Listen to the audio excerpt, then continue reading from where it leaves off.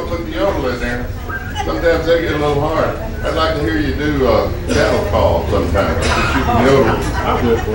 I got a list of names, again, Jimmy Mays, that want to hear you sing. So I'll take just a minute. I was discussing with Don Cook on this stage. So we had such things. Oh no, I can tell. And he said in case someone falls off from this upper level, they'll fall and not hit the people out in the audience. I may be the first one to do it.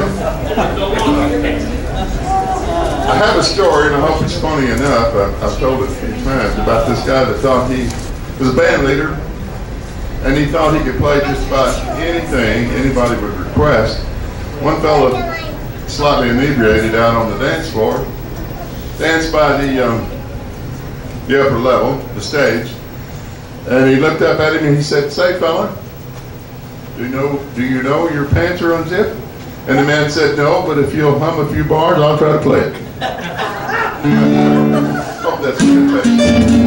God, you can strike from the record. Seemed like I had a couple more things to say, but I guess my short-term memory just won't let them out. Are you up next now, Glenn? We don't want to hide that beautiful. Oh, we just got this petition. Jimmy Mays, the leader of this group, the man that works so hard to get them up here. Sometimes that ain't easy. Okay, thank you.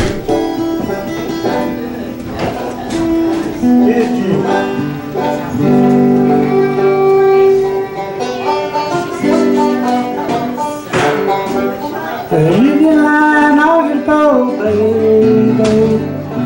You get mine, I'll get a pole. We'll go down the crawdad hole, honey.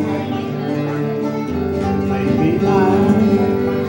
Now what's gonna do when the creek run dry, baby? What's gonna do when the creek run dry?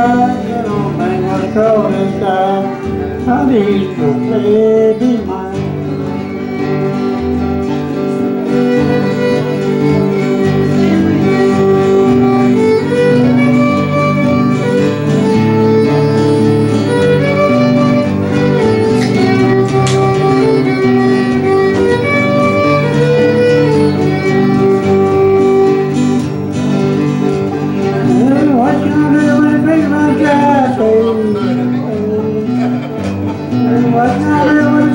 I don't mind what I call this guy. He'll be mine.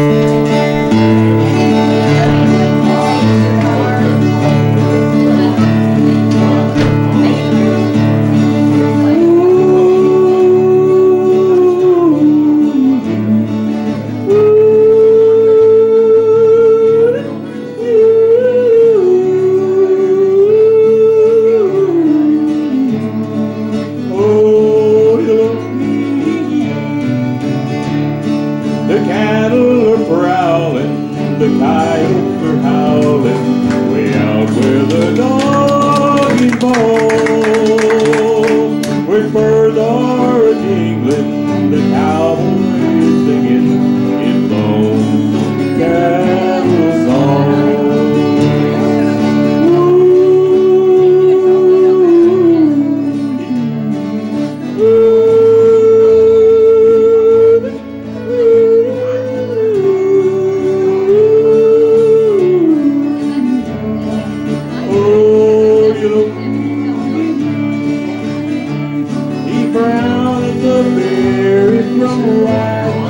prairie and sing with an old whiskey drawl.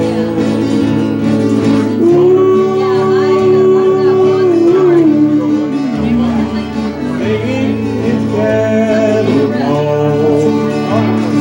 For hours he would ride on the way for a while. When the night wind blows up a squall, his heart is a feather in all kinds of weather. He sings his cattle call.